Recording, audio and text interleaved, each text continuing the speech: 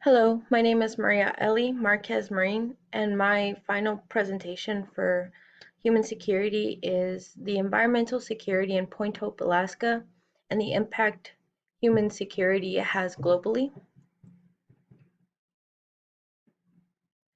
While doing my research, I relied heavily on the United Nations Development Program Human Security Report, since our class highlighted that the Human Security Index within those reports was not adequate for the Arctic environment. I still agree with that assessment. They did come out with the 2019 Human Security Report, and they mainly highlighted the environmental security as environmental inequality.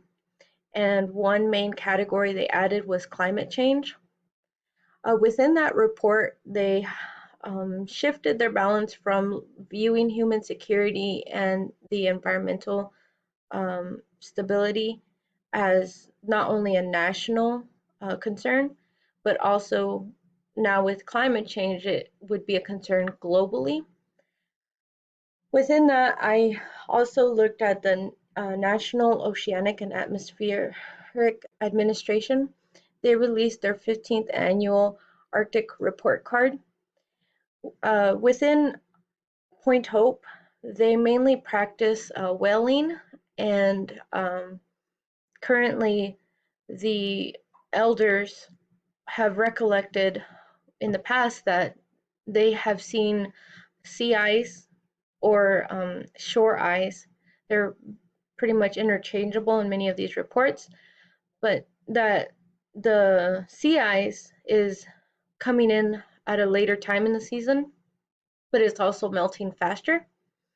One of the concern that they have was that in these reports, both the UNDP and the Arctic Human Development Report, they don't highlight much of the data of just how extensive sea ice is receding throughout the years, but the National Oceanic and Atmospheric Administration does have that information.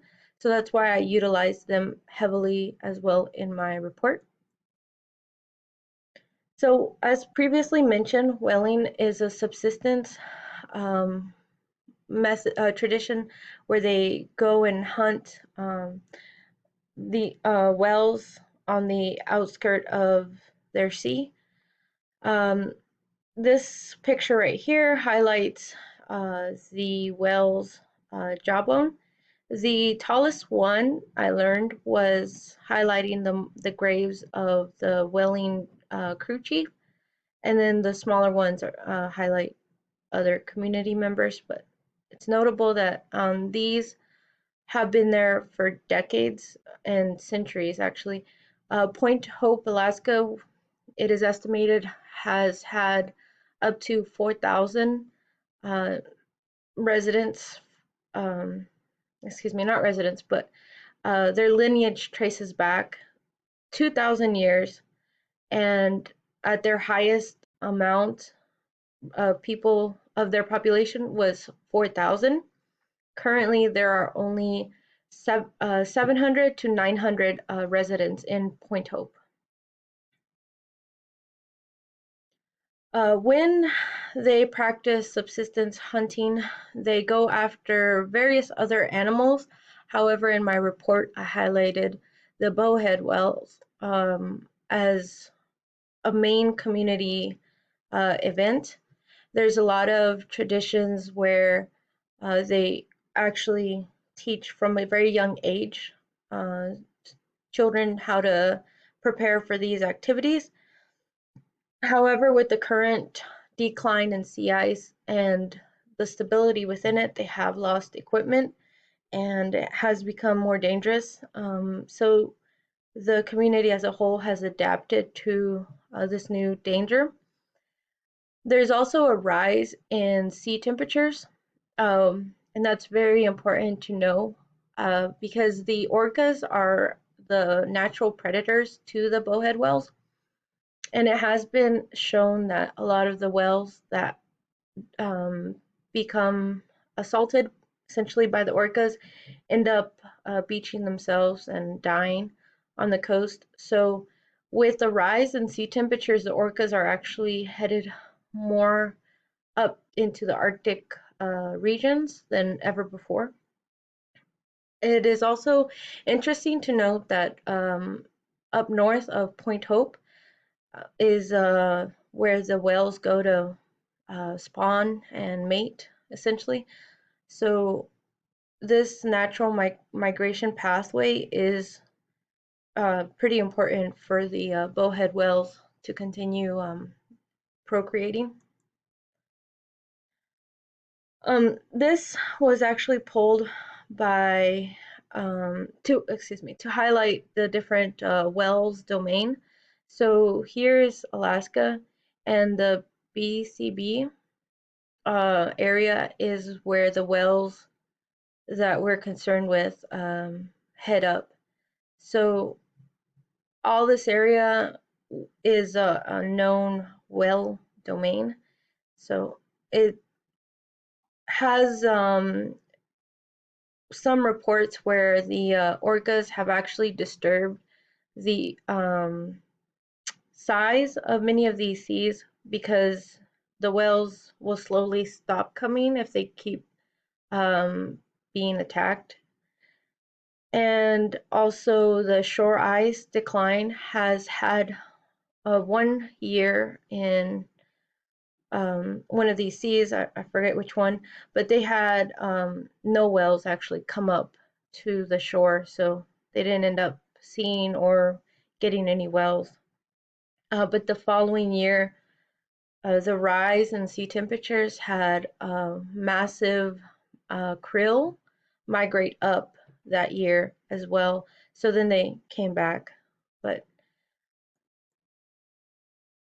so going back to Point Hope, as you can see, this is actually a 55-foot whale in the video, and it takes different roles for the community members.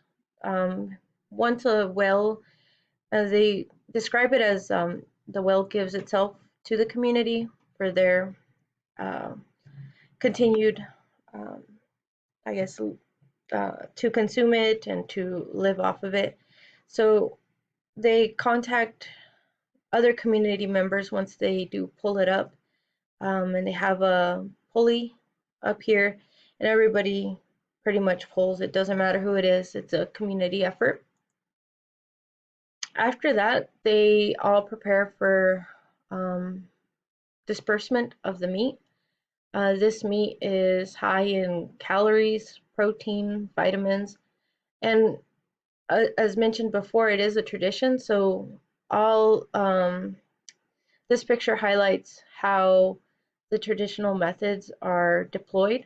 It cannot be substituted, just like Jello. It's different. You have to actually go and prepare the whale meat specific, and it's passed down through the lineage.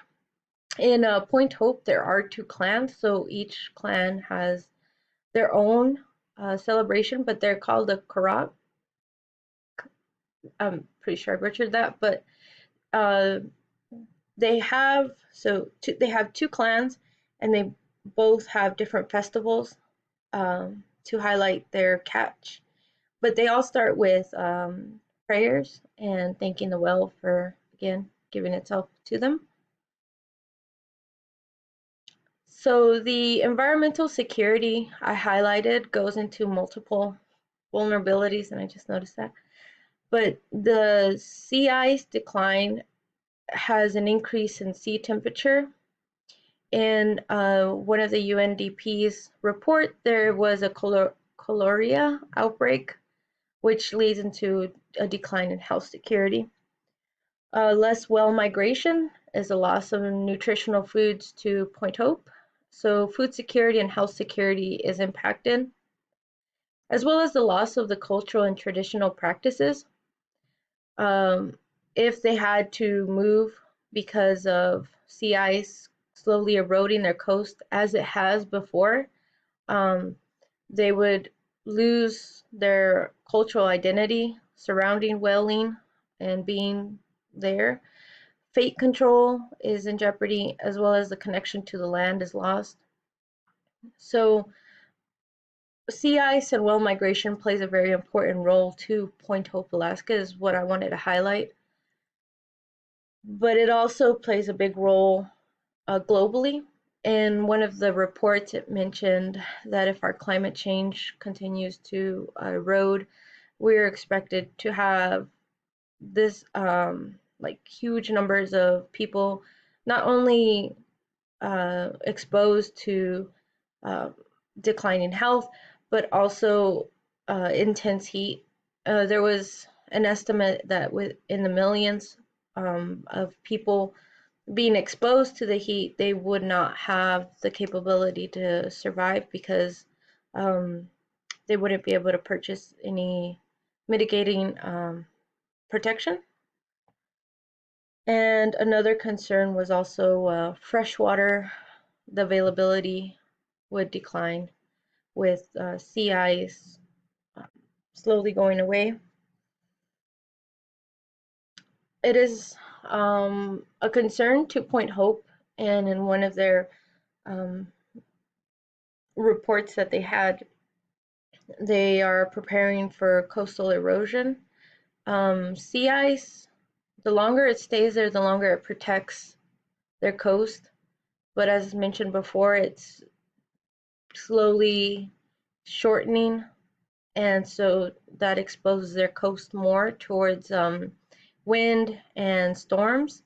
And that was another thing that they also mentioned, was that intense storms have been coming up there. So their ice cellar has been impacted. So again, the meat that's stored there could go bad, or does go bad if they don't catch it in time. And then the meat that they have laid out to dry, kind of like beef jerky, it gets wet, and so then it spoils that. So again, my paper really wanted to highlight not just Point Hope and their subsistence tradition of whaling, but also the sea ice that impacts the whaling and the global impact that the Arctic region has. Is a good way to start looking into data. Sending my recommendations was to have data sent to the United Nations and to prepare reports with the indigenous groups to give um, steps for subsistence living as well as sustainability within the environment, and that businesses needed to start paying attention because um, the way that the Paris Agreement and other global policies that are coming out, they have actually started to push towards lessening emissions that is causing much of the havoc with sea temperature rise or the greenhouse gases. So it is important for Point Hope to start recognizing the value that they have with um, expressing their traditions and their way of life to the global scene, in order for us to take it and potentially turn it around to where we do recognize that the sea level temperature does impact not only this community, but their cultural and their identity throughout it. Um, One of the ending sentence in a report that I read was that with climate change, it's not really a matter of can this community survive, but if it doesn't, then you're looking at the traditional ways of Point Hope, Alaska, to be gone, and that's 2,000 years of traditions that has been passed down, uh, just pretty much gone. So thank you very much for listening to my presentation, and I really do hope to learn more about mitigating climate change, especially here in Alaska.